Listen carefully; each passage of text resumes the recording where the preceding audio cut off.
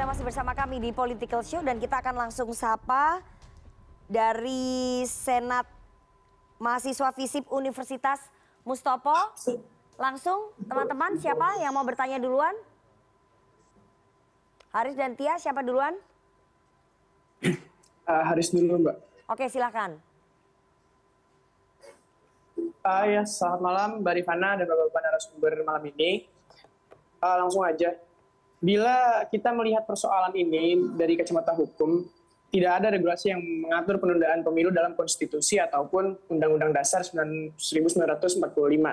Lebih dari itu, seperti apa yang disinggung oleh Pak Ferry sebelumnya, dalam pasal 22E Undang-Undang Dasar 1945 dijelaskan bahwa pemilihan untuk menunjuk anggota DPR, DPD, DPRD, serta Presiden dan Wakilnya dilaksanakan setiap 5 tahun sekali. Lalu jika pemilu ditunda, apa nih yang akan menjadi dasar untuk para penyelenggara negara untuk menjalankan kekuasaan dan tanggung jawabnya? Bagaimana bisa ada putusan yang mencederai demokrasi di negara yang menggelorakan?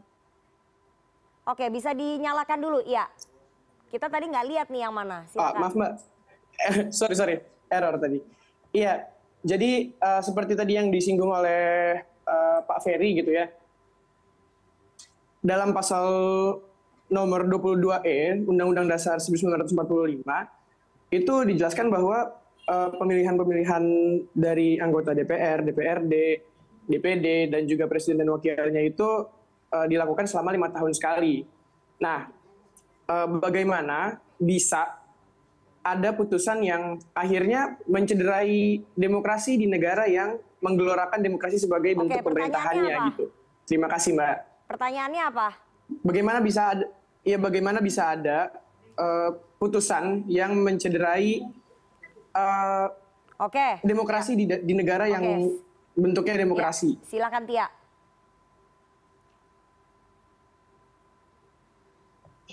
Baik, terima kasih atas kesempatannya.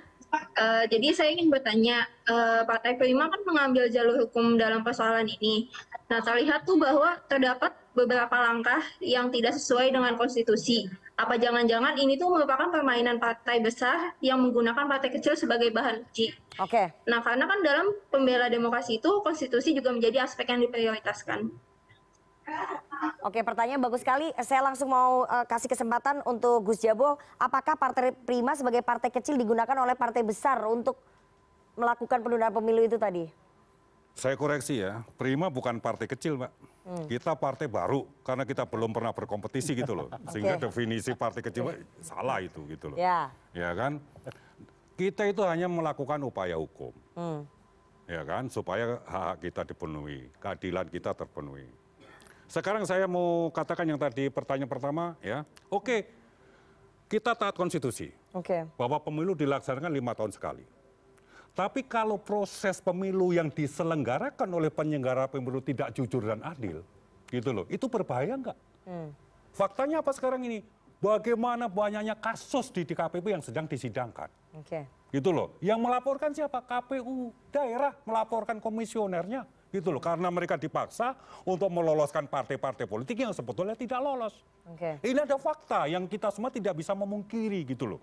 Ada fakta bahwa setuju kita prosedural 5 tahun. Tapi juga harus clear. Proses dan tahapannya ini harus jujur dan adil. Tidak boleh kemudian KPU gitu loh. Mestinya partai yang nggak lolos diloloskan. Yang lolos tidak diloloskan. Ada apa? Gitu loh, ada apa? Ini kan berbahaya. Kenapa? Hasil pemilunya nanti itu bakal digugat, bakal tidak legitimit, bakal menimbulkan gonjang-ganjing yang lebih besar, gitu loh. Demokrasi dipertaruhkan, kesejahteraan rakyat dipertaruhkan, gitu loh. Ini juga harus dilihat oleh semua pihak, gitu loh. Tadi yang pertanyaan kedua, Partai Prima sebagai partai yang baru, saya koreksi ya, bukan partai kecil ya, tapi partai baru digunakan oleh partai besar. Siapa yang menggunakan? Siapa yang menggunakan? Sebutkan, gitu loh. Siapa yang kemudian menunggangi Prima? Sebutkan, gitu loh. Biar fair, jangan kemudian ini bersayap semua. Jangan kemudian melakukan intimidasi. Kami nggak takut gitu loh. Jadi ada intimidasi yang diterima oleh Partai Prima? Menteri mengintimidasi ketua umum partai besar, mengintimidasi. Oh maaf, atas nama demokrasi, ya, atas nama perjuangan demokrasi, kami tidak takut.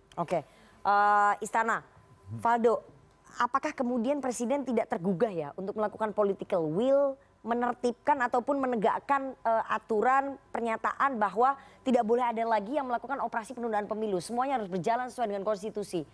Itu kan kalau misalnya ada political will dari presiden, ini semua tidak akan terjadi.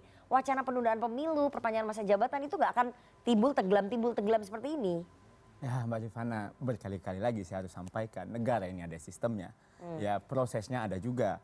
Kalau seandainya mau mengubah ini, ya udah lakukan prosesnya, amandemen, konkret tuh barang, konkret. Apalah saya nggak ngerti kenapa ada kata-kata begitu, sedangkan prosesnya nggak ada gitu. Jadi ya berubah, ya kita kan bernegara ini ada sistemnya sekali lagi ya. Dan sedih juga sih kadang-kadang. Presiden selalu kena nih dalam hal-hal kayak gini gitu. Untuk politik elektoral ini presiden tuh sering jadi kambing hitam. Ibarat orang makan kita yang kena getahnya gitu. Padahal beliau berkata berkali-kali kita taat sama konstitusi. Kalau seandainya mau ngubah nih, saya juga ditanya sama Mensesnek, dipanggil. Apa kita nggak baca undang-undang ya? Ya kalau seandainya mau ditunda, ya kan adanya di amandemen konstitusi. Nah berkali-kali Pak Saan tadi bilang, kita lagi reses dan sebagainya. Jadi kan kita bernegara, mohon maaf nih, kita bernegara ada sistemnya, ada aturannya, ada skemanya. Nggak bisa pakai gosip-gosip aja. Tuduhan ke sana, tuduhan ke sini, pengen begini, pengen begono. Ya nggak bisa dong. Ya, walaupun kita juga nggak ngelarang orang pengen bergosip, berpikir begini, begono, ya nggak masalah. Jadi kalau seandainya tidak ada buktinya, ini fix ngarang, tok. Oke. Kang Saan, apa dampaknya kalau misalnya KPU terus-menerus diganggu dengan operasi penundaan pemilu ini? Ini akan mengganggu tahapan ke depan, kemudian nanti membuat publik ya tidak trust gitu loh terhadap hasil pemilu. Ya selama KPU-nya kredibel ya, punya integritasnya terjaga, apapun misalnya independen tadi, profesional, apapun yang terjadi, ya dia akan terus jalan ya. Ini justru sekali lagi ini adalah ujian bagi kredibilitas, integritas, profesionalnya dan juga daya tahan KPU. Nah, maka independensi KPU itu kan menjadi penting agar dia tidak tertarik kena tarik menarik pusaran-pusaran politik yang ada. Tapi agak sulit kayaknya ya untuk tidak tertarik dalam pusaran politik itu karena dipilihnya aja oleh partai politik, oleh fraksi partai. Selama ini kan banyak partai yang tidak menghendaki penundaan. Artinya gini, hampir belum ada partai yang ada dulu minta perpanjangan. Sekarang udah enggak. Udah enggak ada kan, semua berkomitmen agar pemilu itu kan tetap 14 Februari 2024. Nah tadi Pak Aldo mengatakan bahwa misalnya gini gosip. Memang gosip ini kan dimulai awalnya dari menteri kan.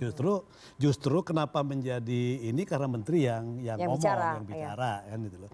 Tapi sekali lagi selama presiden firm bahwa pemilu tetap akan dilakukan 14 Februari dan presiden memerintahkan misalnya kepada Menteri Keuangan untuk menyairkan anggaran untuk pemilu kepada Menteri Dalam Negeri. Jadi komitmen pemerintah itu nanti ditunggu ya? Iya, pasti kita tunggu.